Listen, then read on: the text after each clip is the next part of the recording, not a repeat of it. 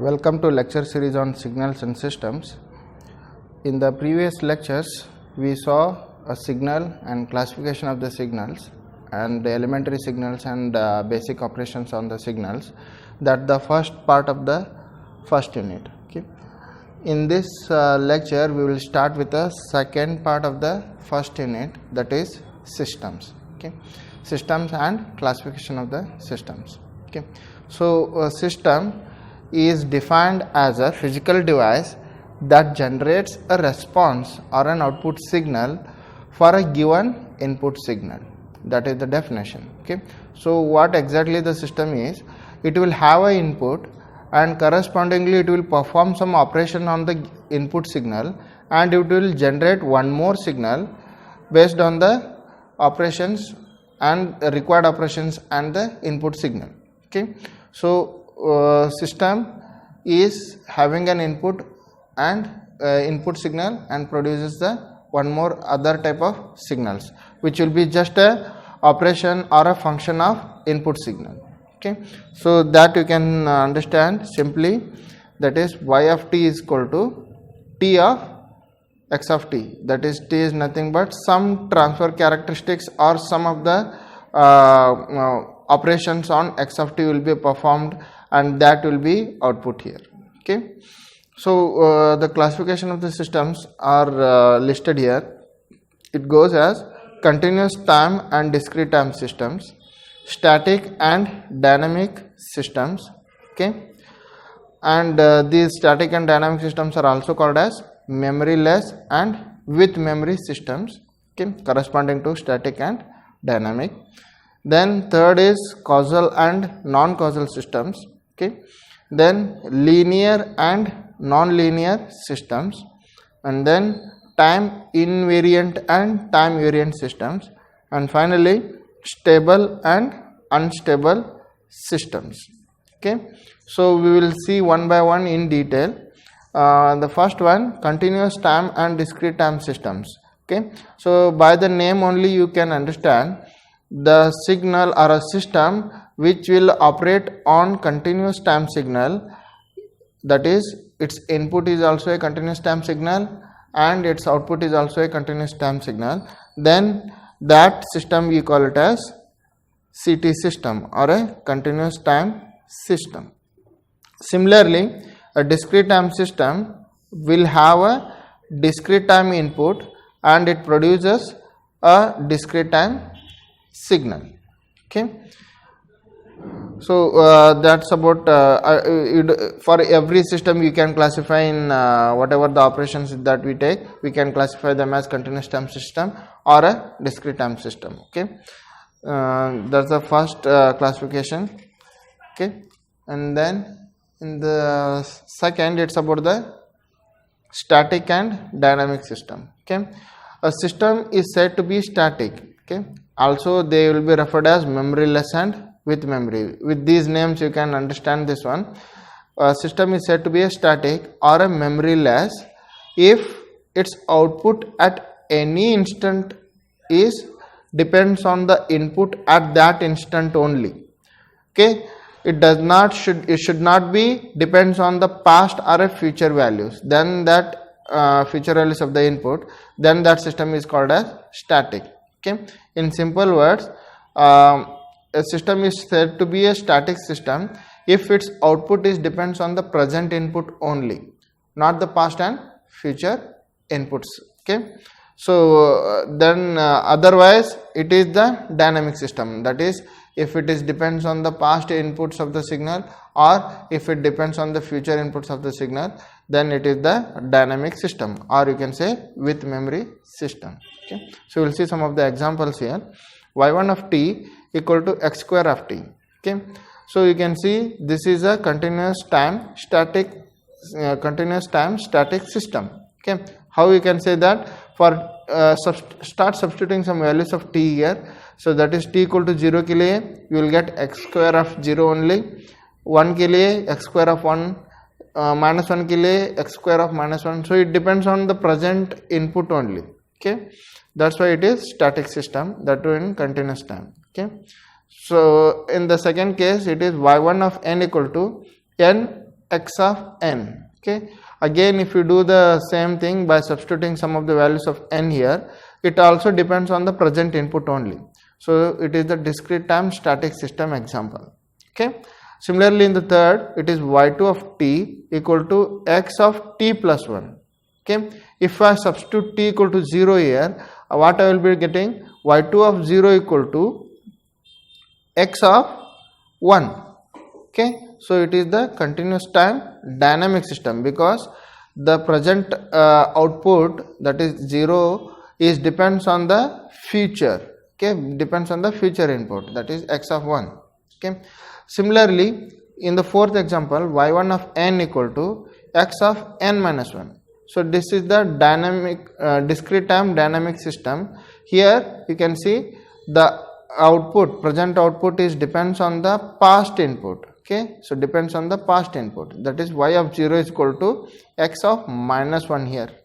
Okay, so these are the dynamic system, static and dynamic system. Okay, so problems हम बाद में देखते हैं. So we will discuss these classifications. Then it is causal and non-causal systems. Okay, so these definitions of causal and non-causals are very much similar to the static and dynamic system. So you can see here a causal system. A system is said to be a causal system if that system output at any time t depends on the present and the past input, but not on the future input. Okay, please understand this one. A causal system output will be depends on the present input, as well as it should be depends on the past input. So if it is depends on the future, then it is non-causal. Okay, so you can take an example here. Y of t is equal to x of t plus x of t minus 1. Okay, so as you can say here, a system is causal because it depends on the present input and it also depends on the past input only. Okay, in that sense, every static system is the causal system, because static system is depends on only the present input, right? But in the causal definition also we have it should be depends on the present input and the past input also. Okay, so you can say every static system is a causal system. Okay, then for the non-causal system, the system output depends on the future input. If there is that is the case, then it is non-causal system. This is very important class of system. We need to understand causal system and non-causal system. So in one word, if you want to understand this one, if output of the system it depends on the future input, then it is non-causal, otherwise it is causal. Okay, that's what you need to understand here. Okay, moving further, we will solve some of the problems related to the causal and non-causal. Okay, as you could see here, problem is check whether the following systems are causal or non-causal. Okay, so first one, y of n is equal to x of n plus 1 by x of n minus 1, right? Then we will solve them in detail. So what is been given? Y of n is equal to x of n plus 1 by x of n minus 1. So for to check whether the causal and non-causal, what we have to do? We have to start substituting some of the values here. Same thing, n equal to 0 के लिए क्या होगा? We will be calculating for y of 0, that will be x of 0 plus x 1 by x of minus 1. Okay, and for n equal to 1, what will happen? Y of 1 is equal to x of 1 by x of 0. Okay, for n equal to minus 1, we will be calculating y of minus 1, which is equal to x of minus 1 plus 1 by x of minus 2. In all the different values of n here, you can see your y is depends on the present and the past value. Okay, not on the future value. You can see here. So y of 0 के लिए 0 पे depend है, that is present, and minus 1, that is previous. Here also y of 1 के calculation के लिए it depends on x of 1 and it depends on 0. So it is previous value. Again it is minus 1 के लिए minus 1 and minus 2. So it depends on the present value and the past value of the input. So that's why the system is causal. Okay. Second example, it is y of n is equal to x of minus n. Okay, so again we will do the same thing for different values of n here. n equal to 0 के लिए क्या आएगा, y of 0 is equal to x of 0. then n equal to 1 के लिए y of 1 is equal to x of minus 1. and then n equal to minus 1 के लिए y of minus 1 is equal to x of 1. Okay, so here we need to understand for the positive values of n it looks like a causal, but for the negative values of n it doesn't obey because it depends on the future input. Here you can see for y of minus 1 calculation, okay, minus 1 के लिए it depends on x of 1, that is future value. Okay, so for a negative values of n the output depends on the future input, so that's why the system is non-causal. Okay, so understand them. Whenever this kind of problems comes, you need to put all the different values, possible different values of n here and to find out, because the definition के हिसाब से it has to satisfy for all the values of n or t, whatever it is. Okay, then the third one is given as y of t is equal to x square of t plus x of t minus 2. Okay, so I will take this one, continuous time signal y of t is equal to x square of t plus x of t minus 2. Here I will start substituting the values here, different values of t equal to 0. For that we will be calculating y of 0, which is equal to x square of 0 plus x of minus 2. Here for a present values of y output, it depends on the present input and the previous input. Okay, then for t equal to 1 we will be calculating y of 1 equal to x square of 1 plus x of minus 1. So again here present output is depends on the present input as well as the past input. Similarly here in the third case t equal to minus 1 के लिए क्या होगा, y of minus 1 which is equal to x square of minus 1 plus x of minus 3. So here we will be calculating for the present output, that is x y of it depends on the present input as well as the previous input. So in all the three cases we can say the output is depends on the present and the past values of the time, so the system is causal. Okay, so these are some of the examples related to the causal and non-causal system. Okay, moving ahead, next it is the linear and non-linear systems. Okay, a system, this is the fourth class of system. Okay, a system is said to be linear if it satisfies the following condition. Okay, it says to be satisfies the following condition. What is that? It should satisfy superposition principle. Okay, so in further class you can say it should mention the homogeneity and additivity. These are the properties of the system. Okay, so then if satisfies these conditions, then the system is linear, otherwise the system is non-linear. So we will see what is that superposition principle.